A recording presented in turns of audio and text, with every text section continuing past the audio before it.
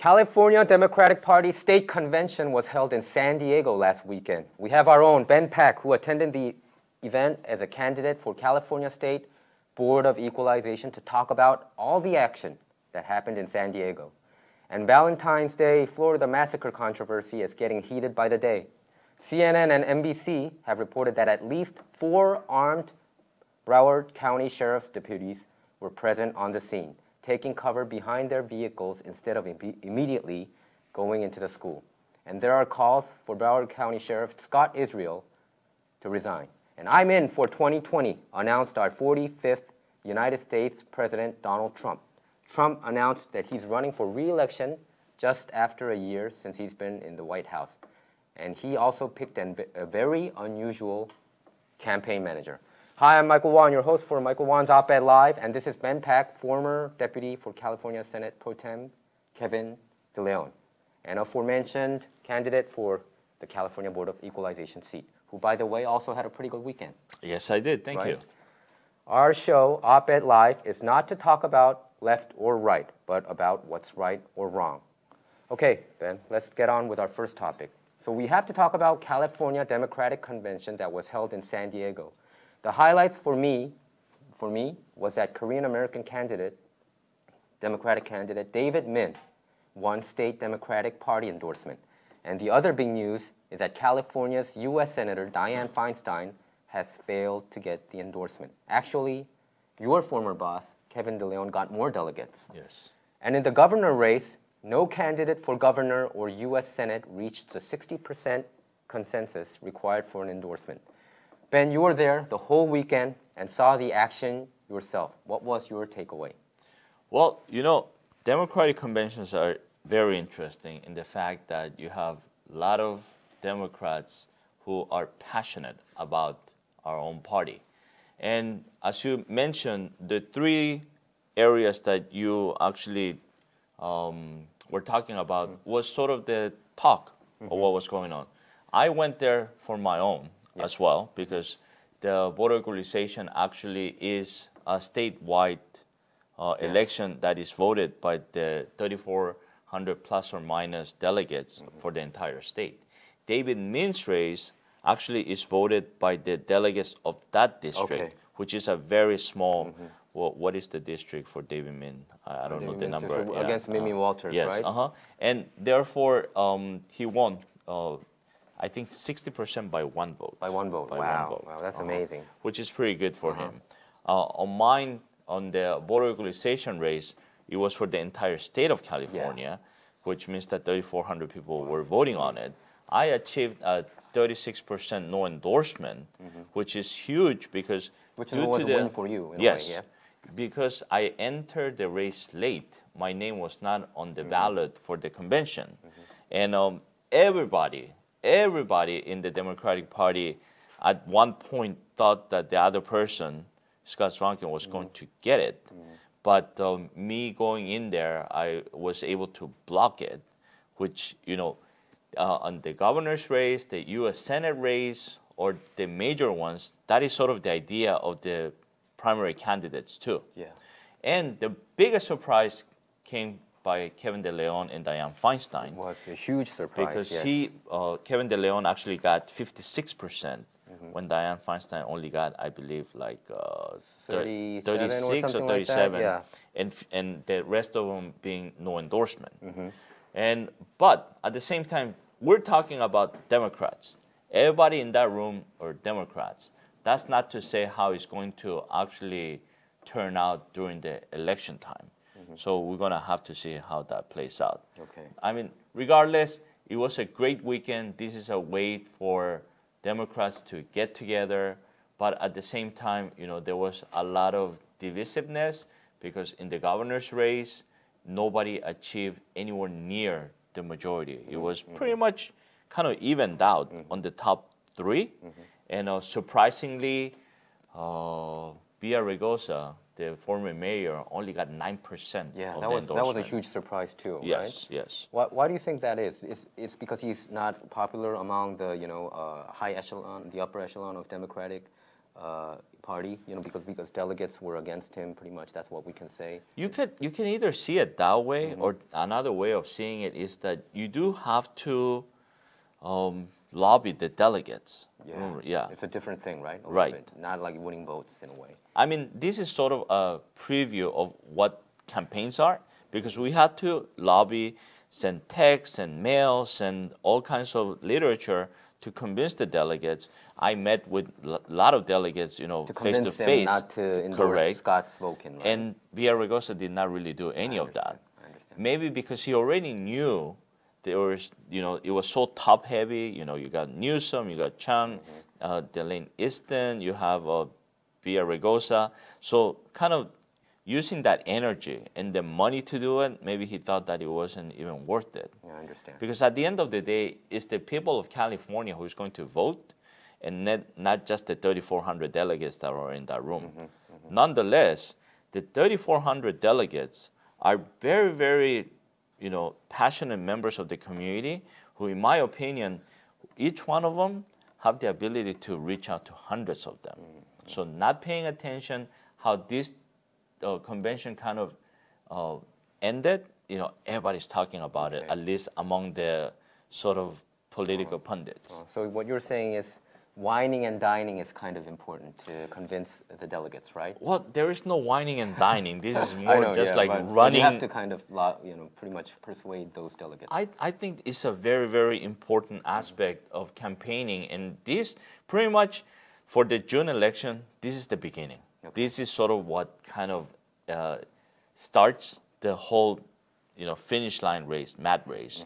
On, you know, when you have races like Feinstein and De Leon, no matter what they do, they're making it to November because there's only two candidates. Yes. And there is no 50% winner-take-all type of threshold on the June election. So, but the governor's race, you're talking about minimum of 5 Democrats and few Republicans. Right? Yeah, and you have Republicans as well. So the top 2 is going to make it. The danger on having a very, very heavy, one-sided, let's say 8 Democrats and then only 1 Republican or 2 Republicans, you have the danger of having perhaps 2 Republicans going to the top, because, you know, all the Democrats are... That's what some are noticing, that, you know, if there are too many Democrats in one pool, that 2 Republicans might make the top 2, and it sometimes did happen before. So do you think there's some danger there too, that there's too many Democrats on every races, that it's splitting everybody's attention? On the governor's race, absolutely no chance that that's going to happen. Exactly, I agree But with you on that. Where I can actually see it possibly could happen is the race that Ed Royce vacated, because you have about 8 or 9 Democrats. We're talking about Jay Chen and Young Kim, May Tran, and Gil the Cisneros, lottery winner. Gil Cisneros. And so you have a very, very heavy, crowded field with the Democrats. And actually the Republicans is pretty crowded as well.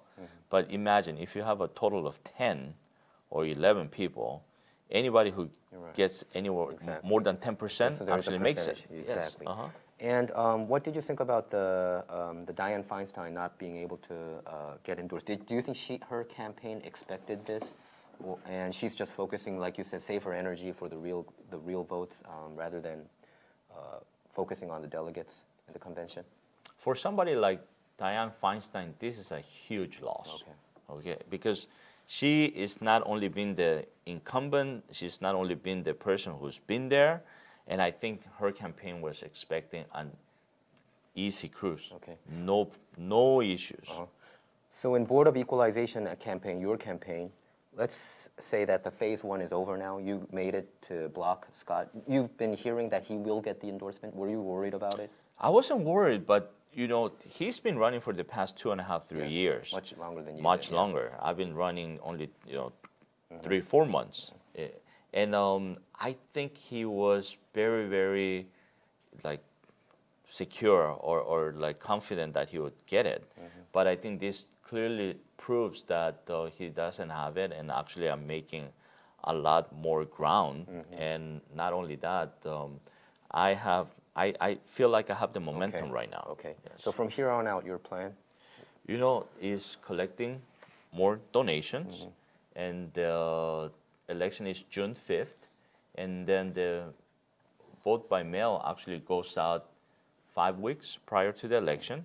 So by the end of April, that's where all the mailers go out, and then that's when the real campaign starts. Okay. All in all, it was all good for the Korean American Democratic candidates, I would say, throughout the weekend. Absolutely. Okay. Okay, we are moving on to our next topic. It seems like a never-ending controversy with the Florida school massacre. And there are multiple reports that at least 4 armed county sheriff's deputies were present on the scene, taking cover behind their vehicles instead of immediately going to the school. And calls for County Sheriff Scott Israel to resign is mounting. Your thoughts on this, Ben, as a law enforcement guy?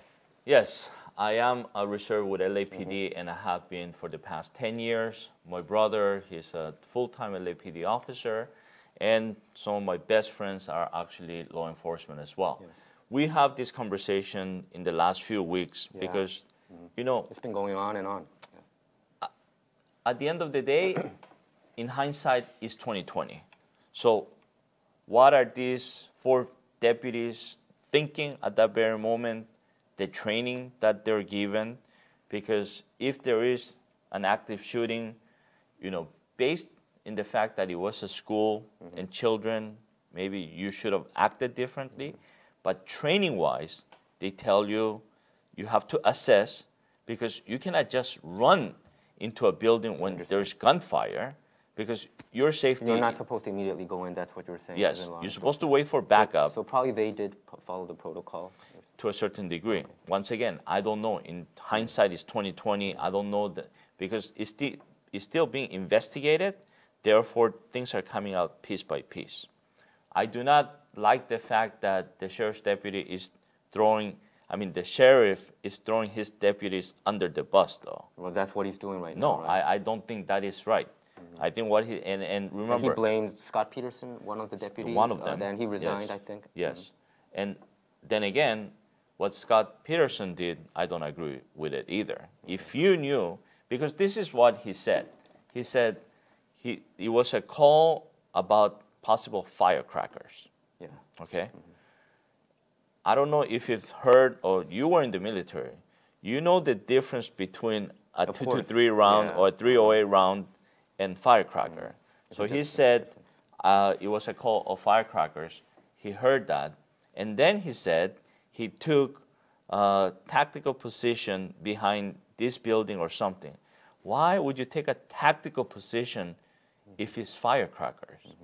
At that point, when he said that statement, it makes me think he knew this is gunfire. Okay.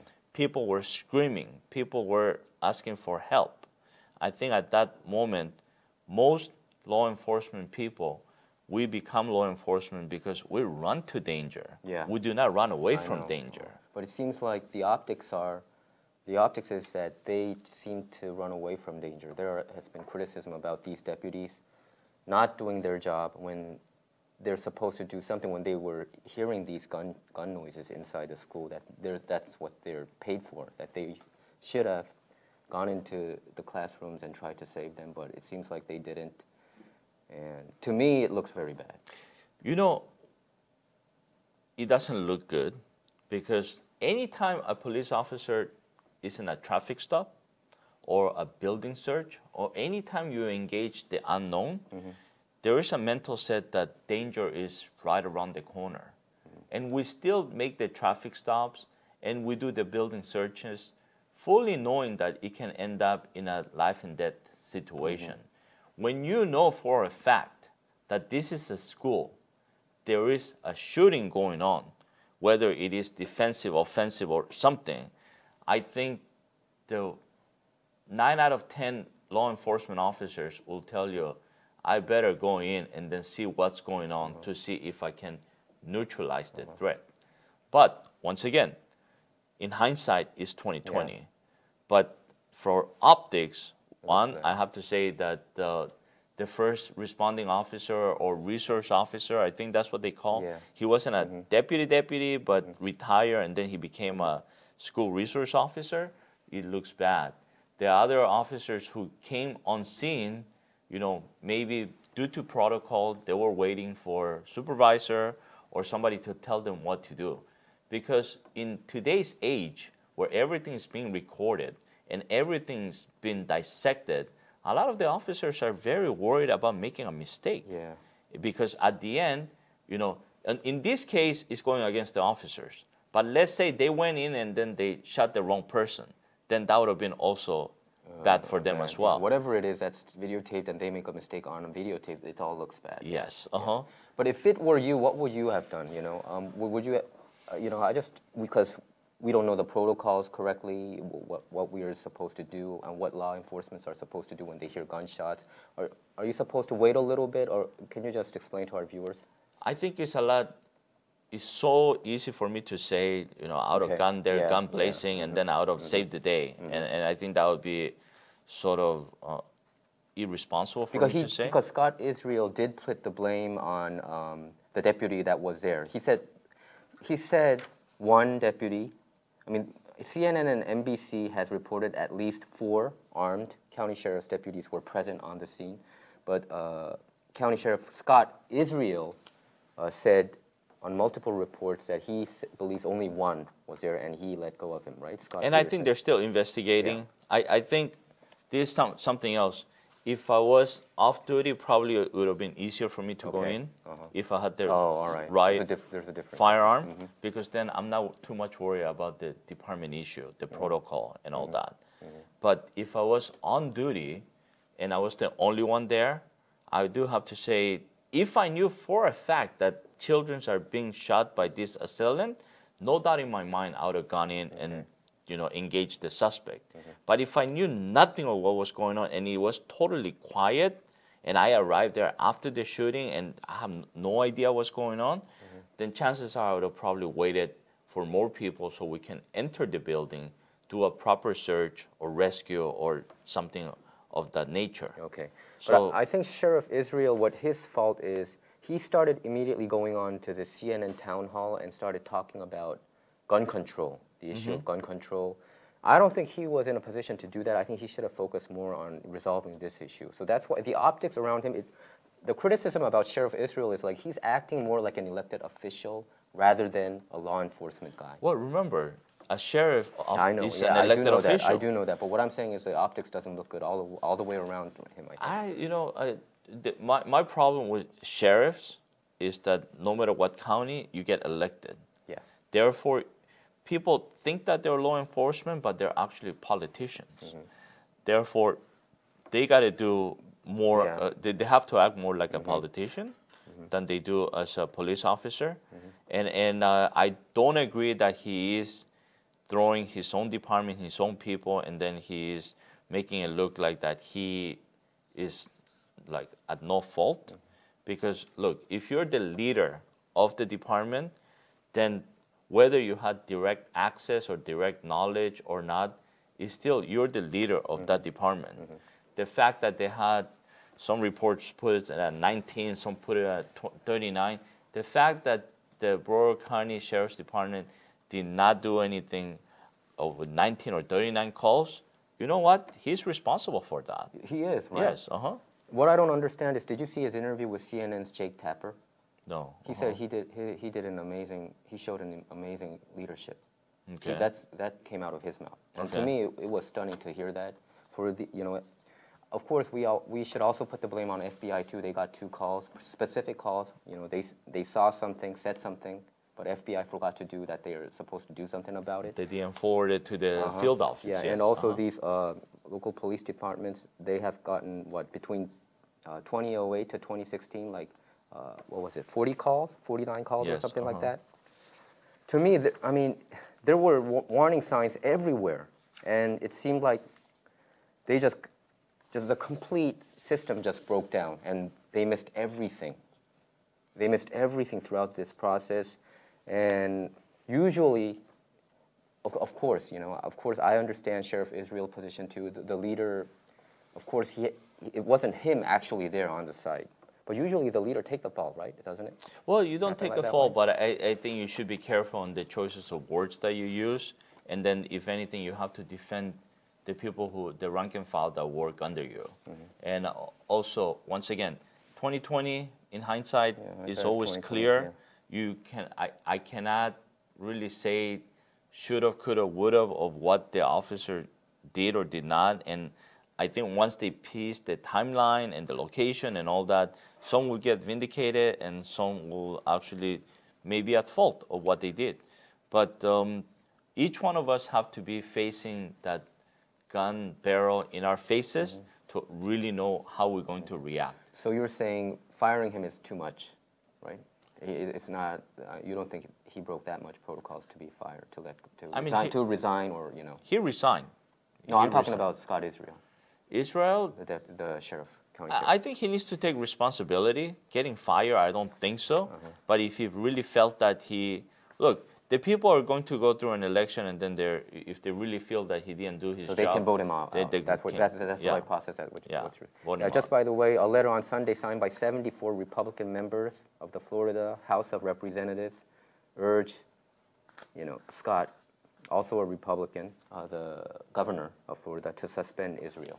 So there's that. And now we go on to our final topic for today. President Donald Trump announced today that he will run again in 2020.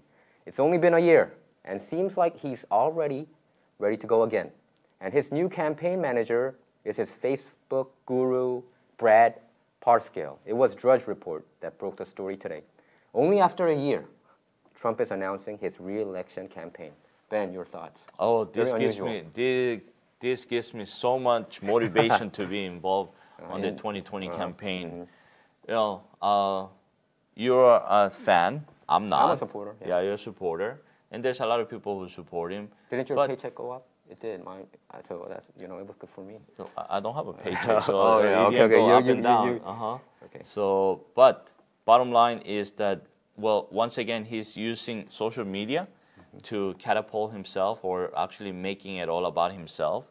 I could not believe at the amount of tweeting that he's been doing lately. Seems like about what? About everything. It seems like he's increased.